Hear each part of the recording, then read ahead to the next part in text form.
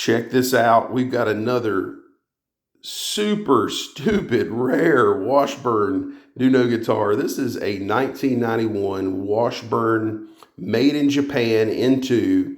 This is known among collectors as the Davies into, or the Davies designed into. And we'll get into that here in just a second, but it's got the exact same body as a Davies. It is like a carbon copy, except it does not have the Stevens extended cutaway. It's got a normal 4-bolt, which I love and prefer.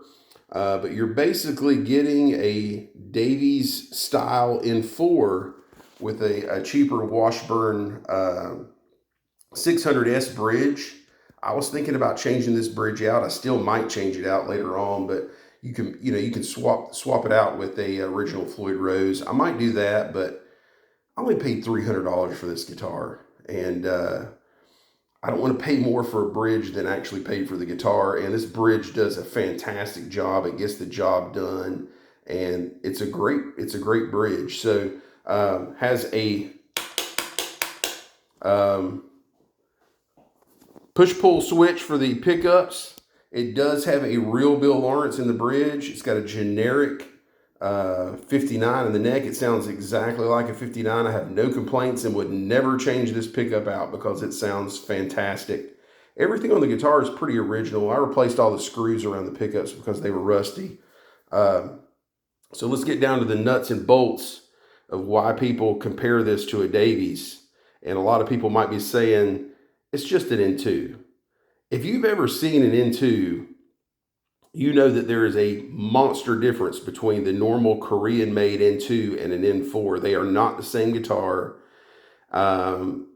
It's almost like an N2 looks like a toy version of this guitar. But this, this guitar that we're looking at right now is exactly spec'd. Just like the Japanese N4 that is just like a Davies, this guitar is pretty much spec'd after an early Davies, all the way down to the point where it has to have a shim in the neck.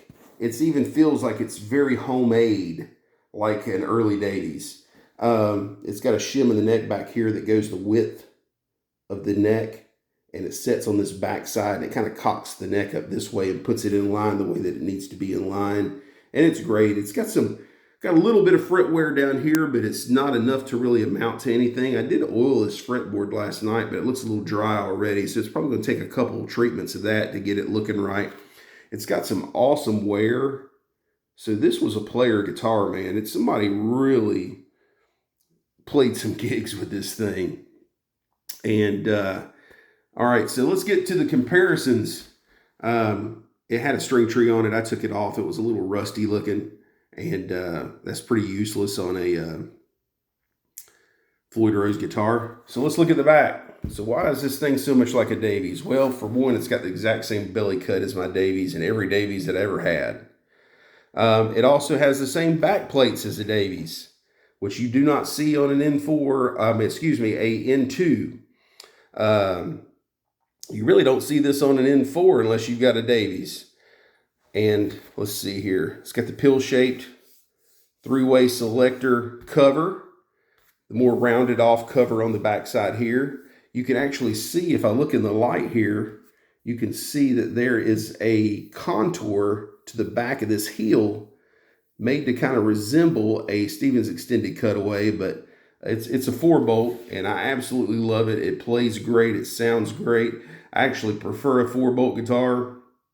I've had several N4s that I've had issues with Stevens extended cutaways, and they can be expensive to fix if you have an issue with one. I actually sanded the back of the neck down. That's another thing. The neck on this guitar is the exact same specs as a Davies. There's my Davies right there. I've compared the two. Same width on the body. Now, if you look real close at the body, you'll see it's got a little bit of a shine to it. These Japanese guitars, they didn't put a matte finish on. They had a little bit more of a gloss to them. And this one's got some wear on it, but it's really cool wear too. I think there's some around here. Not some on this side right here. Yeah. It's just got a lot of character to it. But as you can see, another crazy thing about this guitar, I'm going to try to get it in the light here. Let's see if I can see it. There's a line. See that line right there? Where it's almost like somebody scratched the Stevens extended cutaway into it, like they were measuring something, or like they took a pencil and drew where it should be. That is part of the build process, because that is not on top of the finish. It is under that little clear that they put on there. So I guess that they were measuring and trying to figure things out. Like I said, this was a very, very early model, and it's not like a production guitar. It's very handmade, very much like a Davies. Like I said, a lot of people like to call these Davies N2s or Davies spec N2s. But yeah, I absolutely love this thing. And I'm going to buy every one of them I can get my hands on. And I'm going to keep this one. And it's just one of the best playing Nuno guitars I've ever owned too. It plays great.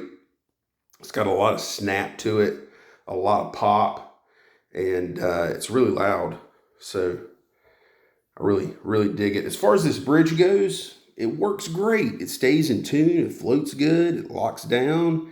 No complaints whatsoever. I'm not crazy about these Phillips head bolts, but I might put a different trim on it later on, just no time soon. Yeah, look at the wear on this thing. So cool.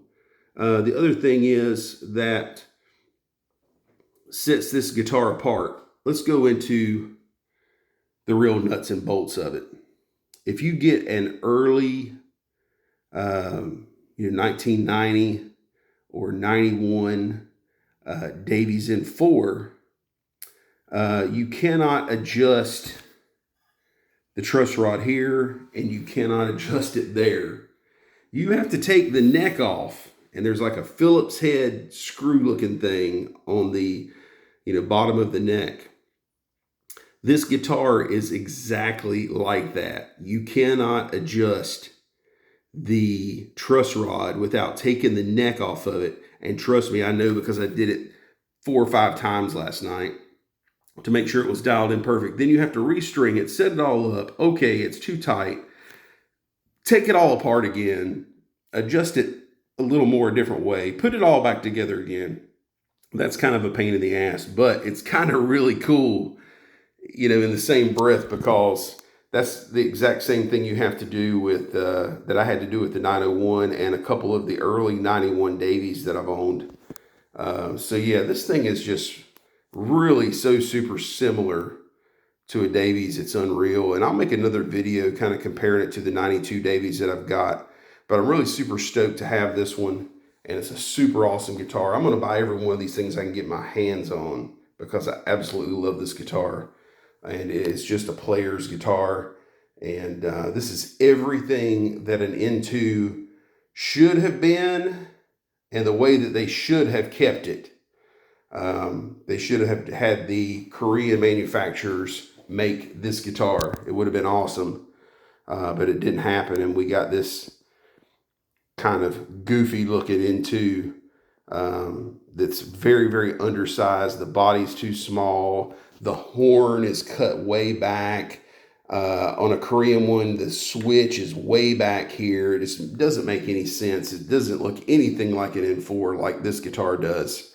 So I hope everybody dig this video. We'll see you next time.